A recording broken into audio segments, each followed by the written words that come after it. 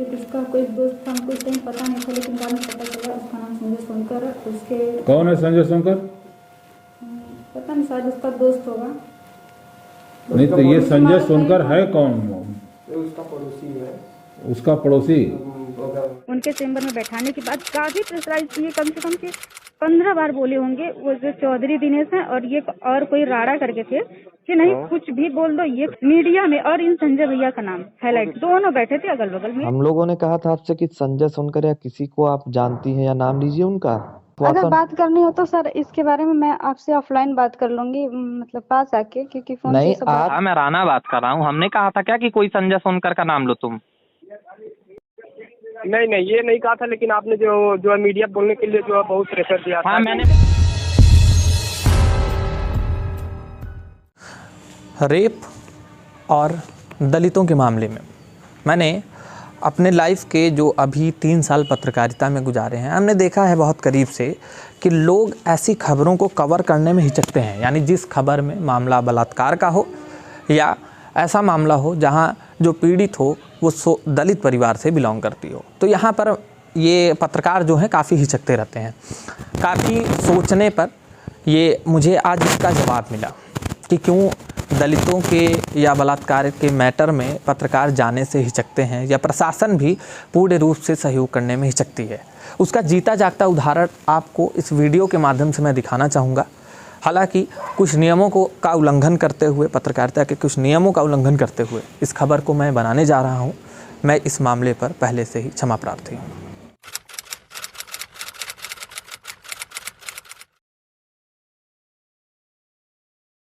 लड़का था नीतीश कुमार यादव, दिव्य यादव, उसने 3 साल से लगभग हमारा पीछा कर रहा था, परेशान किए जा रहा था। बराबर शादी करने का जवाब देता रहा। मैं उसके घर पे भी बताई, अपने भी घर पे बताई, बचती रही। 25 सितंबर 2021 को मैं उसके घर से, उसका घर रास्ते में मैं जा रही थी मार्केट, उसने मुझे देखा, आके बात करने लगा। 2-4 मिनट तक बात किया। उसका एक लड़के के साथ मेरा हाथ पकड़ कर अपने घर में लेके गया और हमारे साथ ज़बरदस्ती में मस्जिद काम किया। तो मैं वहाँ से अपने घर गई और मम्मी से बताई कि भाई खाना छीन लो, वहाँ पर एप्लीकेशन है, मेरी कोई कार्रवाई नहीं हुई, कोई सुनवाई नहीं हुई। मैं यहाँ न्यायालय से एप्लीकेशन दी, यहाँ से उसके ऊपर मुकदमा दर्ज की, अभी तक कोई गिरफ्तारी नहीं हुई। तो ये बताओ, इतना कांड हो गया, हमसे कभी कोई बताया नहीं, तुम्हारे घर वाले भी कभी नहीं बताए? कभी आना तो चाहिए था ना मेरे पास। हाँ, कभी कोई काम हो, कोई बताए? जब हम लोग को जानकारी हुई, हाँ, तो ये बताया तो हम लोग आए। तो हमसे कहाँ मुलाकात हुई? आपसे जैसे अब जानकारी। अच्छा, अभी? जानकारी नहीं थी। अरे तो दिसंबर का घटना है ना? क्यों 25 सितंबर? इतना दिन कहाँ थे जी?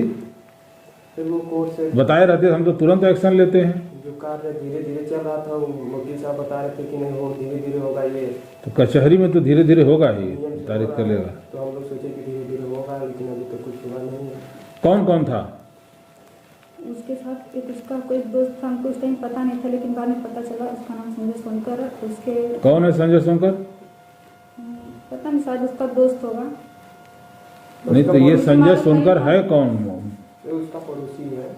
उसका पड़ोसी? ये वही संजय सोनकर तो है जो चुनाव की तैयारी कर रहा है। वही संजय सोनकर जो अभी भाजपा का फोटो तो है कुछ उसकी, वही मोबाइल में फोटो देखी था। फोटो इस समय तो नहीं मोबाइल में, लेकिन गूगल कर दो थोड़ा पवन। संजय सोनकर वही जो भाजपा से चुनाव लड़ रहा है? हाँ वही है। तो उसको कैसे पहचाने, कब पहचाने? उसको मैं देखी बाद में, तो फिर मैं उसको जान गई कि ये उस टाइम में मुंह बांधा था, उसको मैं अचानक से समझ नहीं पाई थी कि वही है। अच्छा, बाद में देखी तो पहचान गई? हाँ। वही है जो मेरी बारी का है, वही का? हाँ? अच्छा, तो इसके बाद फिर थाने पे कभी गई थी? हाँ कब गई थी? उस कांड के 10-15 दिन पहले ही गई थी। नहीं, ये लेटर जब कोर्ट से आदेश हुआ नहीं, थाने पे FIR के लिए?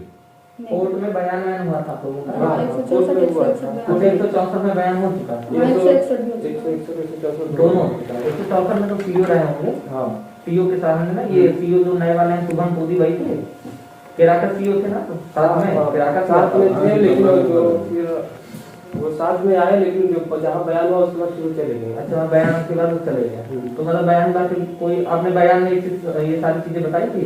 यस। दोनों लोगों का नाम वगैरह? नहीं, उस टाइम एक बयान में नहीं पता था, बाद में पता चला उसको देख के जब पहचानी तो 161 वाले बयान में नाम दोनों लिया, संजय सोनकर और ये कौन सा? तो ये संजय सोनकर को फोटो देख के पहचानी? नहीं, सामने सामने से? कहाँ देखी सामने? उसके घर के पास। उसके घर के पास? तुम्हारा घर कौन से गांव में है? सर उसी के बगल गांव में बलरामपुर में हम लोगों का घर है। अच्छा, बलरामपुर घर है। तो मार्केट में ही घर है संजय सोनकर का। हाँ। हम लोग मार्केट आते जाते उस समय वो मुँह वाला थे, पहचान नहीं पाई, लेकिन बाद में फिर कहीं की नहीं यही आदमी था, जैसे कि वो उसके चार चलों से फिर पहचाने की यही था। अच्छा, ये दोनों दोस्त हैं क्या, निकेश और संजय? हाँ, दोनों दोस्त हैं। और अभी तक किसी की कोई गिरफ्तारी नहीं? तो उसको उसके पहले भी कभी देखी थी उसके साथ? हाँ सर, उसके साथ बहुत बार, वो हमेशा उसी के साथ रहता है ना। मतलब उसको पहले भी संजय सोनकर को देखी थी? उसके साथ में हम भी बहुत बार देखे थे उसको। शायद वो तो संजय साथ रहे। और सीईओ साहब से मुलाकात वगैरह तो हुआ ही नहीं, तो कुछ बताएंगे क्या गिरफ्तारी के लिए? कल एक बार हम की 164 बयान के बाद हमको बुलाया थे, वो वहाँ पे के साथ थे, तो सीईओ सर से मिलवाए, तो वो कहे कि ऐसा है कि जैसे तुमसे वो कोई कॉन्टेक्ट उससे होता है, तो वो जो निकेश था वो एक बार हमारे पे 1-2 बार फोन किया था, तो कह रहा था कि मैं तुमसे वापस लाऊंगा, तुम जाने तो मुझसे गलती हो गई, ये वो कर रहा था। तो सीएम सर कहें कि उसको फोन मिला के यहाँ भी बुलाओ पब्लिक कॉलेज पे, उसको पकड़वाओ। तो फिर उसके बाद हम उसको फोन लगा तो उसका फोन नहीं लगा। अच्छा, अभी जो दूसरा लड़का है संजय सोनकर, ये इसको इसके लिए कुछ सीईओ ने नहीं कहा? नहीं, इनके लिए कुछ नहीं कहा, वो उसी तरह घूमता है। उनको ठंडी लग रही क्या जी? बाइक से ये सब जब वाकया होता है इसके बाद आपने इन मामलों को नहीं बताया थाने वाले के जाकर? नहीं, यहाँ पे वकील साहब से बताया था। वकील तो फिर ये के साथ में फोन किया था, सीईओ से बात की थी। एफआईआर कॉपी वगैरह कुछ है? हाँ, उनको नहीं था। नहीं रहेगा। अच्छा, फोन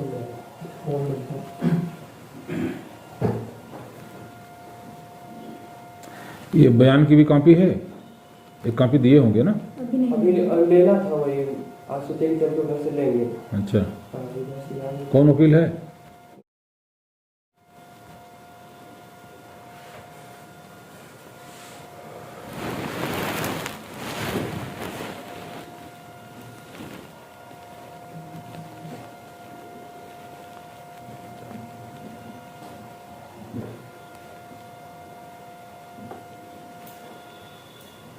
इस मामले पर मीडिया वगैरह में बात करती थी अखबार में? 23/11 को कुछ भी नहीं, मीडिया तो ध्यान नहीं दी थी क्या क्यों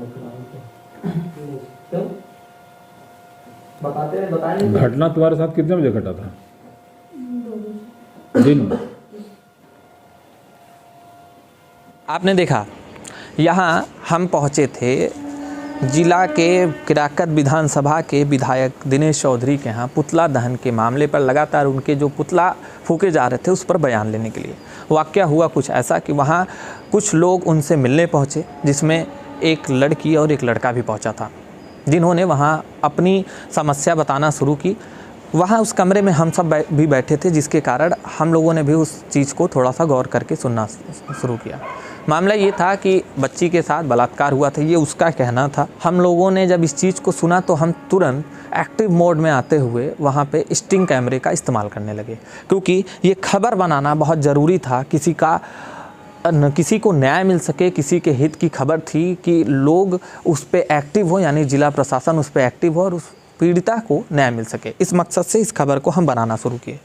खबर बनने में जब हमने सहयोग मांगा पीड़िता का कि आप ऑन कैमरा चीज़ों को मीडिया से बताइए, हमने इस पे उनको सलाह भी दिया, मशवरा भी दिया और इस चीज़ को लेकर अनुनय विनय भी किया कि आपके हित की चीज़ है, अगर आप मीडिया से रूबरू होते हो तो कहीं ना कहीं आपको ही अधिकार इस चीज़ का मिलेगा कि आप अपने को न्याय पा सको और उनकी गिरफ्तारी हो सके। उन्होंने कहा कि नहीं, मैं खुद कैमरे को फेस नहीं कर सकती क्योंकि मेरे फॉलोअर्स बहुत हैं सोशल मीडिया पे, जिससे हमारी छवि खराब होगी। साथ ही साथ उन्होंने कहा कि भाई हम अपने भाई को भी बोलने का अधिकार नहीं देंगे, क्योंकि वो लोग जानते हैं जो मेरे फॉलोअर्स हैं कि मेरा भाई कौन है। मिला जुला के उन्होंने अपना नाम पता वगैरह सब बताने के लिए मना कर दिया। एक मीडिया पर्सन होने के नाते ये खबर इम्पॉर्टेंट थी। दिमाग में ये था कि एक दलित परिवार जिसके पिता का देहांत हो चुका है, घर में माँ बेटी बेटे ही हैं जो घर को संभाले हैं, यंग एज के थे। हमने न्याय के मकसद से इस खबर को बनाई। खबर का रुख बदलता गया। उड़ते उड़ते खबर आई कि उस महिला के घर जिस विक्टिम का इन्होंने नाम लिया है वो पैसे वैसे पहुँचाकर मामला सुलह समझौते में ले रहा है। कहीं ना कहीं हमारी भी नींद उड़ी कि ऐसा ना हो कल को वो ये कह दे कि खबर ही हमने गलत बनाई है। और संशय भी सही था। उन्होंने ये आरोप लगाया। रिकॉर्डिंग के माध्यम से हम आगे सुनाते हैं कि उन्होंने किस तरीके से हम पे आरोप लगाया। उनके चेंबर में बैठाने के बाद काफी प्रेशराइज किए, कम से 15 बार बोले होंगे वो जो चौधरी दिनेश हैं और ये और कोई राड़ा करके थे कि नहीं कुछ भी बोल दो। ये मीडिया में और इन संजय भैया का नाम हाईलाइट, दोनों बैठे थे अगल बगल मेन चैम्बर, और उन्होंने काफी प्रेशराइज किया कि उनका नाम डालो। अज्ञात व्यक्ति उसमें कुछ लिखाया गया था कि उन्होंने बहुत बोला कि उनका नाम डालो। मैं बोली कि नहीं मैं ऐसा नहीं कर सकती, मैं जानती तक नहीं, मैं क्यों डालूं उनका नाम। के बाद मैं नहीं उनका सुनी तो वो जो जिस वकील से हमारा करवाए थे उनको ये बता दिए कि उनको काफी प्रेशर करके और ये नाम डलवाइए। धारी सेठ थे, हाँ सेठ है इनका लड़का। इन्होंने क्या किया कि जो वकील थे उनको मोटिवेट कर दिया कि उस लड़के का नाम जो संजय सोनकर है नाम डलवा दीजिए, जबकि मैं संजय सोनकर को वास्तव में नहीं जानती थी। अब मैं जानी हूँ उनको, फर्स्ट टाइम मैं उनसे सामने मिली हूँ। तो वो वकील को मोटिवेट करके नाम डलवा ही दी।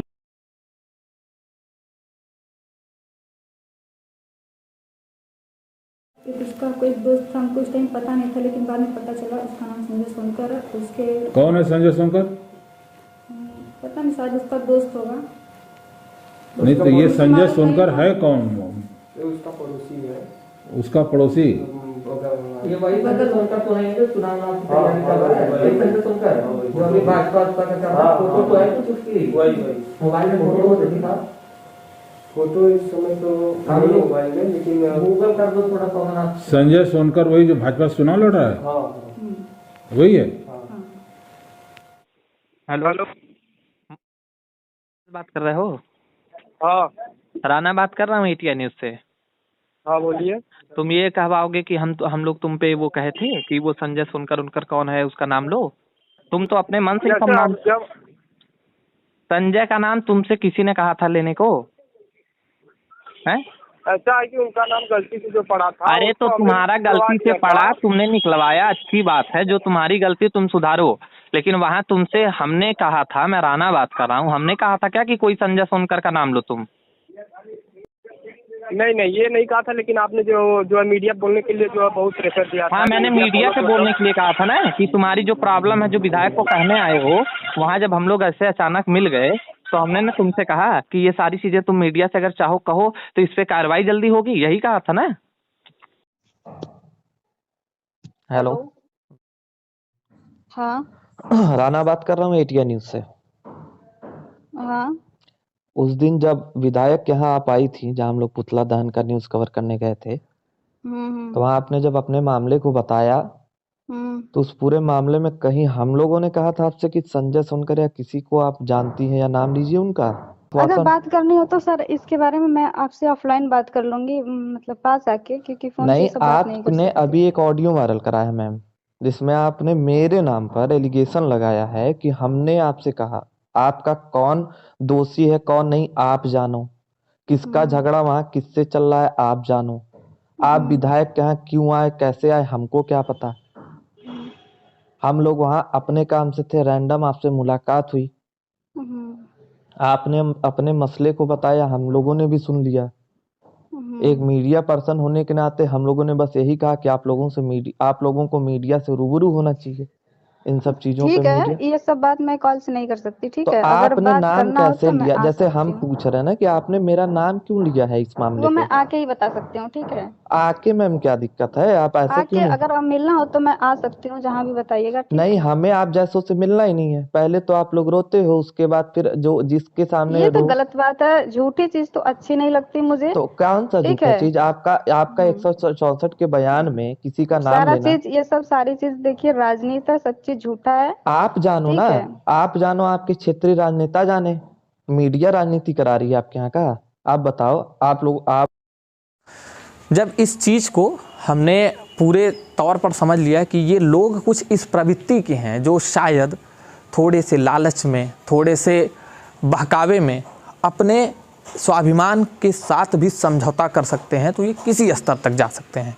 ये मीडिया को धूमिल करने की कोशिश की। हालांकि इनका व्यक्तिगत वहाँ राजनीतिक स्थिति से लेना देना तो हो चुका था। आगामी चुनाव में इनके कुछ कैंडिडेट हैं, यानी संजय सोनकर का जो इन्होंने जिक्र किया, वो आगामी चुनाव में हुंकार भर रहे हैं राजनीति को लेकर। राजनीति में उनका क्या स्तर है, या वहाँ के स्थानीय विधायक जो हैं दिनेश चौधरी, उनका वहाँ क्या स्तर है, चुनाव क्या है, टिकट किसके हाथ जाएगा, कौन जीतेगा, क्या हारेगा, अपने से कोई लेना देना नहीं। मीडिया अपने कामों को करती है खबर को कवर करने के तौर पर, ना कि हमारा व्यक्तिगत वहाँ पे कोई प्रचार प्रसार, किसी के जीत हार से लेना देना है। ये अपने राजनीतिक मुद्दा में पत्रकारों को भी घसीटने से नहीं चूके। इस महिला, इस बच्ची को इतना भी एक भरोसा नहीं रह गया कि मीडिया इनके पक्ष में है। और दूसरी चीज़, मीडिया जो इनके हित में काम करते हुए इनको न्याय दिलाने की कोशिश की, जहां एक तरफ एटीआई की चली हुई खबर पे इनके 2 विक्टिम में से निकेश यादव की गिरफ्तारी भी हो चुकी है, वहां दूसरे जो संजय सोनकर हैं वो वर्चस्व और पैसे के बल पर, वहाँ के स्थानीय लोगों के कथानुसार बात मैं कर रहा हूँ कि वहाँ के लोगों का कहना है कि इस पीड़ित के घर वो घंटों जा जाकर बैठे हैं, रोए गए हैं, पैसे का लालच दिए। अब ईश्वर जाने कि दिल में क्या है, किसके क्या सच्चाई है, लेकिन यहाँ वहाँ के जो सूत्रों के अनुसार जो खबर थी वो हम आपको बता रहे हैं। ये सब पाने के बाद इनके निगाह में एक पत्रकार ही गलत हो गया। ये अगर वहाँ के राजनीतिक मुद्दे को देखते हुए किसी पर आरोप प्रत्यारोप लगाते तो अलग बात थी, लेकिन पत्रकार का जिक्र करने से पहले इनको 1000 बार सोचना चाहिए था कि जो चीज़ें हमने आपके हित के लिए, आपके स्वाभिमान के लिए, आपके न्याय के लिए चलाई थी, वहाँ पर आपने हम पत्रकारों पर भी उंगली उठाकर कहीं ना कहीं अपने दोहरे चरित्र का एक विवरण दे दिया। इस खबर को बनाने का मकसद सिर्फ ये है कि हम जर्नलिस्ट जो वर्क करते हैं, रिबैक हमें क्या मिलता है, फीडबैक क्या मिलता है, या ऐसे मुद्दों पर हम चुप रहना क्यों सही समझते हैं, वो ये कहानी पूरी तरह से खोलते हुए आपको दिखाई दे देगी। जय हिंद, फिर मिलेंगे किसी और खबर के साथ।